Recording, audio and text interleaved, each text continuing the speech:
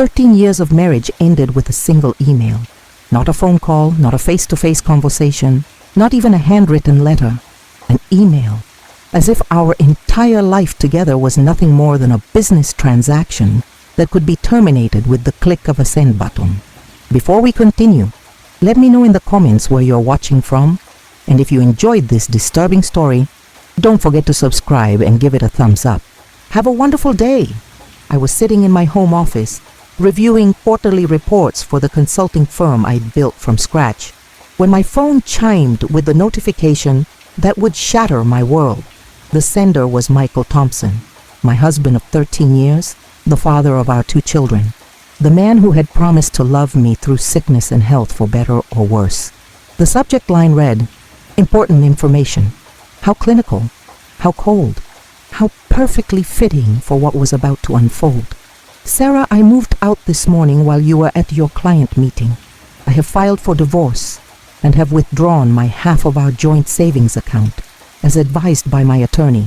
Our marriage is over. Do not contact me directly. All future communication should go through my lawyer, whose information is attached. This decision is final. Michael." I read it once, then twice, then a third time, certain that my eyes were playing tricks on me. This couldn't be real. This couldn't be how 13 years of marriage, 2 children, a mortgage, shared dreams, and countless memories would end, with a sterile email that read like a corporate memo. My hands started shaking. The phone felt impossibly heavy in my grip. This was happening. This was really happening.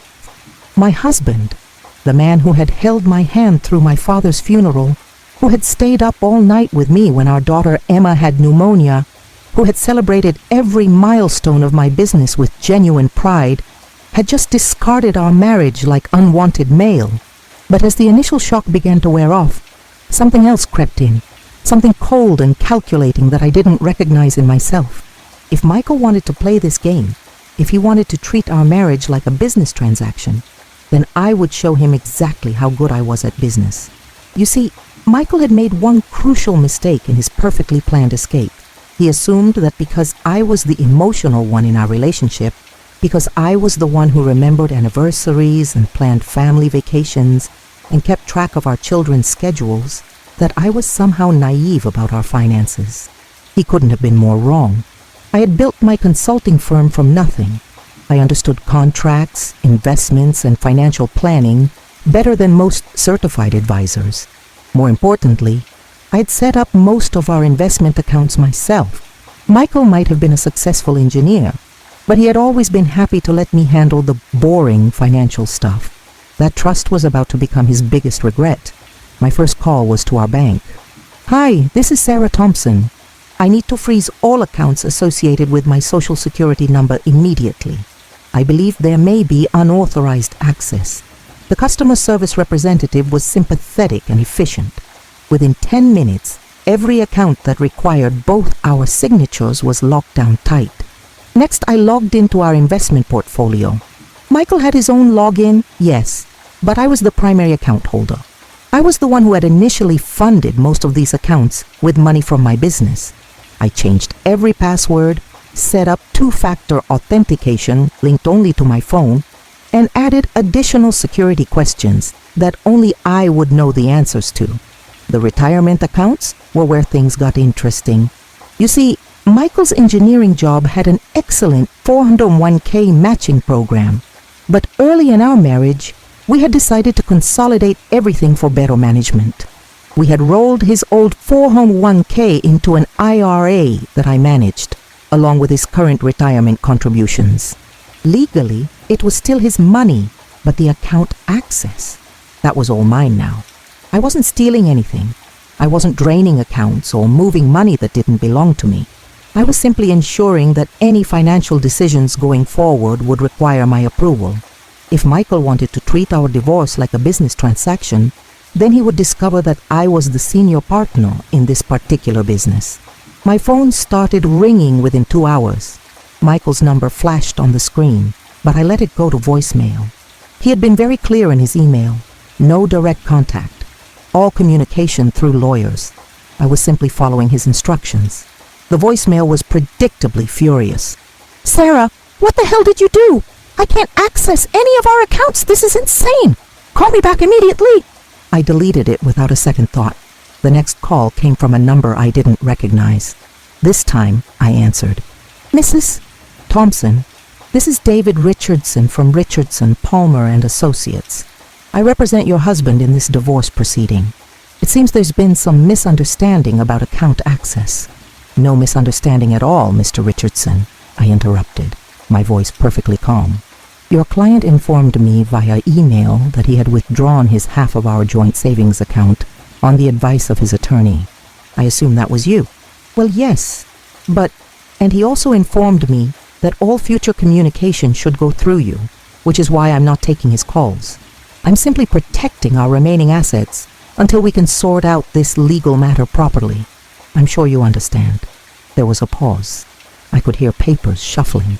"Mrs. Thompson, your husband needs access to his retirement accounts for this divorce to proceed smoothly." "I'm sure he does," I replied. "And I'm equally sure that access will be restored once I have proper legal representation, and we can ensure that all assets are properly accounted for. After all, your client did mention that he had already withdrawn funds on legal advice. I'm simply seeking the same protection." The conversation ended shortly after that. I had been polite, reasonable, and completely within my legal rights. I had also just bought myself significant leverage in what was sure to be a complicated divorce proceeding. But I wasn't done, not even close. You see, Michael's perfectly planned escape had one other crucial flaw. He had been so focused on the money that he had forgotten about everything else we had built together, like my business, which was legally structured as a partnership with him as a silent partner, like our house, which was in both our names, but had been purchased primarily with my earnings, like the investment property we had bought 3 years ago, which was generating rental income that he had been happily spending. Michael wanted a clean break. He was about to discover that 13 years of marriage doesn't unravel as easily as sending an email. I spent the rest of that afternoon making calls and sending emails of my own to our property manager, informing him that all rental income should be deposited into an account that only I controlled until further notice. To my business attorney, setting up an emergency consultation for the following morning. To our children's schools, informing them that only I was authorized to make any changes to pick-up arrangements or emergency contacts. Then I did something that Michael would never have expected. I called his mother. "Hi, Patricia. It's Sarah. I wanted you to hear this from me directly before you heard it anywhere else. Michael has filed for divorce." The silence on the other end of the line was deafening. Patricia Thompson was a kind woman who had always treated me like the daughter she never had. She had been planning to fly out for Emma's birthday next month. "Sarah, honey, what are you talking about? That can't be right." "I'm afraid it is. He moved out this morning and sent me an email. He's already withdrawn money from our joint account and has hired a lawyer." I could hear her crying. "I don't understand. You two seemed so happy at Christmas." "So did I, Patricia. So did I." The conversation lasted for over an hour. By the end of it, Patricia was furious with her son and completely on my side. She promised to call Michael immediately and demand an explanation. More importantly, she casually mentioned that the substantial gift she and Michael's father had been planning to give him for his birthday next month, a down payment for the cabin he had been wanting to buy, would definitely be reconsidered. My phone started ringing again almost immediately after I hung up with Patricia. Michael's number, then his lawyer's, then Michael's again. I ignored them all. Instead, I focused on my children. Emma was 12 and Jake was 9. They were at their respective after-school activities, blissfully unaware that their world was about to change forever. I had a few hours to figure out how to explain that Daddy wouldn't be coming home, that he had decided to end our family without even saying goodbye to them. The magnitude of Michael's selfishness was staggering. He had been planning this for weeks, maybe months.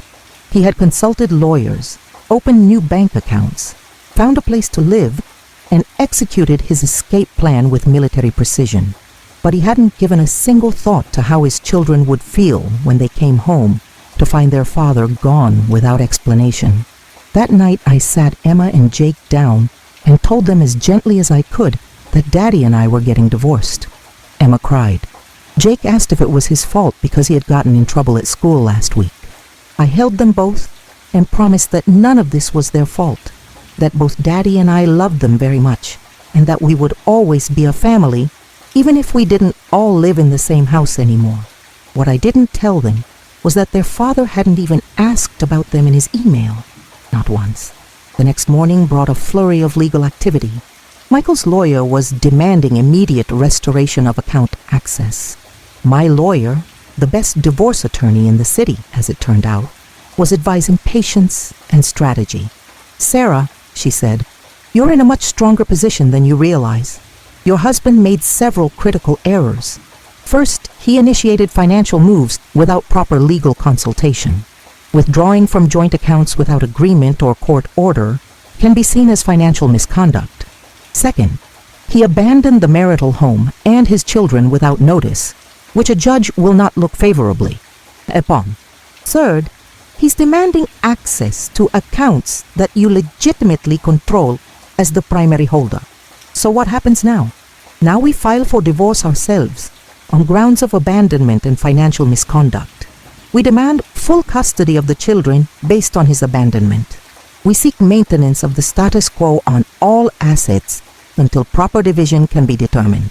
And we make him explain to a judge why he thought draining joint accounts and disappearing without notice was appropriate behavior for a father of two. The legal maneuvering continued for weeks. Michael grew increasingly desperate as he realized that his perfectly planned escape had backfired spectacularly. His retirement accounts remained locked. His portion of my business's profits were frozen pending evaluation of his actual contribution. The rental property income was sequestered in an escrow account. More importantly, the children were struggling with his sudden absence. Emma's grades started slipping. Jake developed anxiety about me leaving for work, terrified that I would disappear too. Their pain was a constant reminder of how thoughtlessly Michael had blown up their lives. But the real turning point came when I discovered what Michael had really been doing in the months leading up to his escape. I was going through old credit card statements for the lawyers when I noticed a pattern of charges I hadn't paid attention to before. Restaurant bills for 2 people when I had been out of town, hotel charges in our own city, purchases at jewelry stores that never resulted in gifts for me. A private investigator cost me $3,000, but the evidence was worth every penny. Michael hadn't just abandoned our marriage. He had been cheating for at least 6 months. The woman was Rebecca, a colleague from his engineering firm. She was recently divorced herself, with no children and a flexible schedule that made her the perfect partner for someone who wanted to pretend he didn't have a family. The photographs were damning. Michael and Rebecca at restaurants, holding hands across the table. Michael and Rebecca entering hotels together on afternoons when he had claimed to be in meetings. Michael and Rebecca shopping for furniture, apparently for the apartment he had rented without telling me. But the most damning evidence was a photograph of them house hunting, not for an apartment or a temporary place to live, but for a permanent home. They were looking at properties in the next county, away from our children's schools, away from our life. Michael hadn't just planned to leave me. He had planned to disappear from his children's lives entirely. When I presented this evidence to my lawyer, her response was immediate and decisive. This changes everything. He's not just seeking divorce. He's been planning to abandon his parental responsibilities while committing adultery. Any judge is going to be outraged. The emergency custody hearing was scheduled for the following week. In the meantime, Michael had been escalating his demands through his lawyer. He wanted immediate access to his retirement funds so he could buy a house with Rebecca. He wanted his share of the business profits to fund his new life. He wanted everything except the responsibility that came with being a husband and father. I gave him exactly what he asked for. On the day before the custody hearing, I sent Michael an email of my own. The subject line read, "Counter-proposal. Michael, I've given considerable thought to your request for a quick and clean divorce. I'm prepared to give you exactly what you want, with the following terms. You can have immediate access to your retirement accounts in exchange for signing away all parental rights to Emma and Jake. You can have your portion of the business profits in exchange for permanent relinquishment of any claim to our family home. You can have the clean break you wanted so badly, but it will be complete and final. You will have no custody, no visitation, and no contact with the children. You will have no claim to any future appreciation of assets you're walking away from. You will have no right to re-enter their lives when your current relationship inevitably fails. In exchange, you'll have your money and your freedom to start over with Rebecca, just as you planned. The children will have the stability of knowing exactly where they stand, rather than waiting for a father who has already checked out emotionally. You have 24 hours to decide. If you reject this offer, we'll proceed with the custody hearing, where your infidelity, financial misconduct, and abandonment will be presented to the judge. The photos are quite compelling. Your choice. Sarah. His response came within 3 hours. Michael rejected my offer and demanded to see the children immediately. He claimed that he had never intended to abandon them, that he simply needed space to figure things out, that he was still their father regardless of what happened between us. Too little, too late. The custody hearing was a bloodbath. My lawyer presented a timeline of Michael's deception, complete with financial records showing his secret planning and photographic evidence of his affair. She showed hotel receipts dated during important school events he had missed, restaurant bills for romantic dinners on nights when the children had been asking where Daddy was.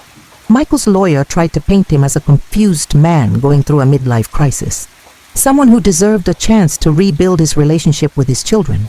But when the judge asked Michael directly when he had last spoken to Emma and Jake, the answer was devastating. Not since the morning he moved out, over 6 weeks earlier.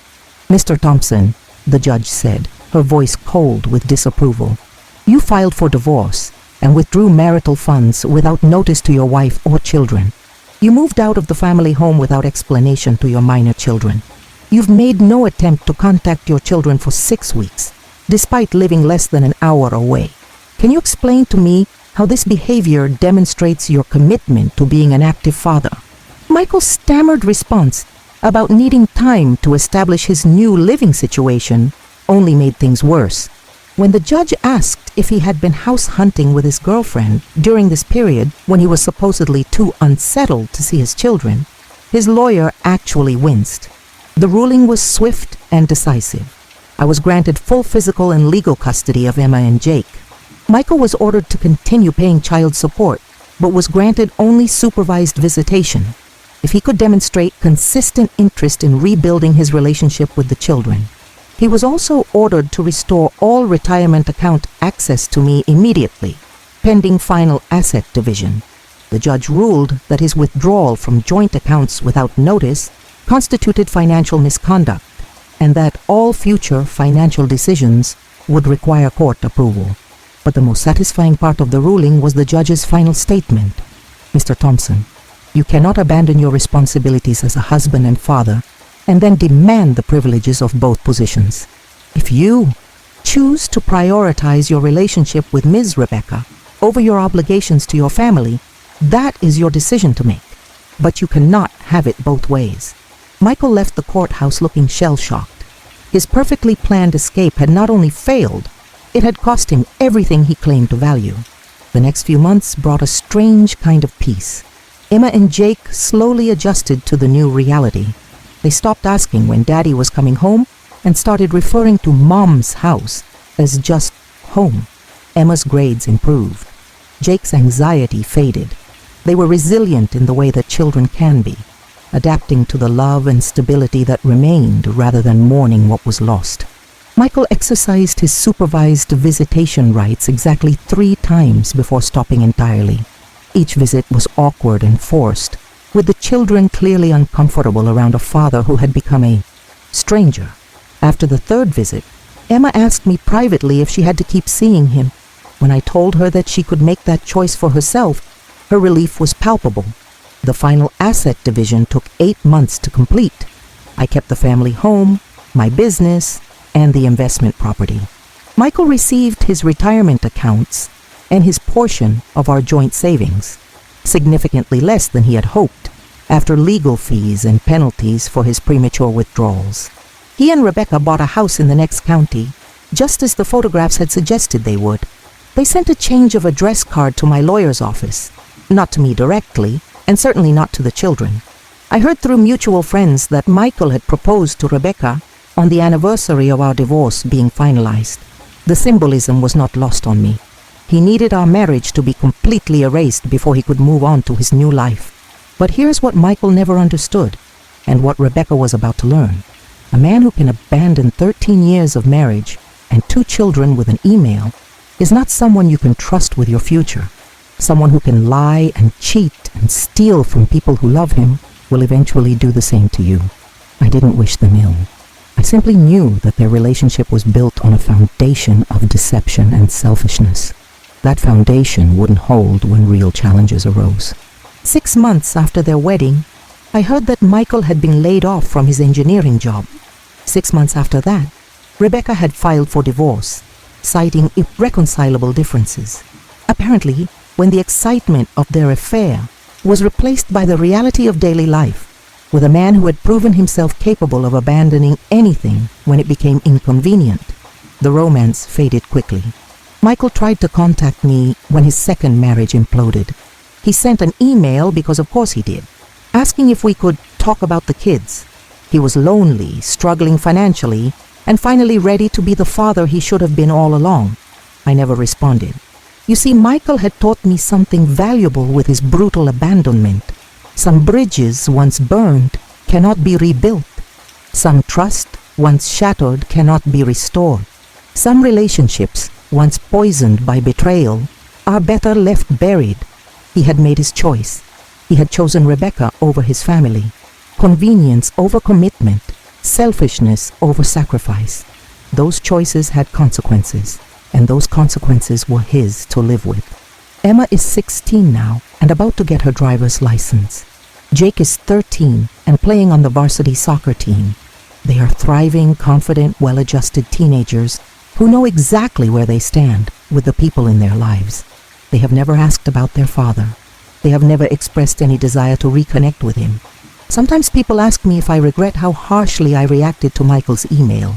They wonder if I should have been more understanding, more willing to work things out, more open to forgiveness. My answer is always the same. Michael didn't make a mistake. He made a series of calculated choices over many months. He chose to have an affair rather than work on our marriage. He chose to plan his escape in secret rather than communicate his unhappiness. He chose to abandon his children rather than figure out how to co-parent effectively. He chose to steal money rather than negotiate fairly. I didn't destroy our marriage. I simply refused to be destroyed by its ending. The email that shattered my world also liberated me from a marriage that had become a lie. It forced me to discover strengths I didn't know I had, and to build a life that was truly mine. It showed my children what it looks like to stand up for yourself when someone tries to throw you away. Most importantly, it taught me that sometimes the cruelest betrayals lead to the most beautiful transformations. Michael thought he was discarding me like unwanted mail. Instead, he freed me to become someone stronger, smarter, and more successful than I had ever been before. The woman who received that devastating email 3 years ago was someone who defined herself through her marriage, who measured her worth by her husband's happiness, who believed that keeping the peace was more important than demanding respect. The woman I am today runs a thriving business, owns beautiful property, and has raised 2 incredible children as a single mother. I have friends who value my intelligence and loyalty. I have a life filled with purpose and possibility. And I have never, not once, regretted the moment I decided to fight back against someone who thought I would simply disappear when he told me to. Michael's email ended with, "This decision is final." He was right about that, though not in the way he intended. His decision was final, and it was the best thing that ever happened to me.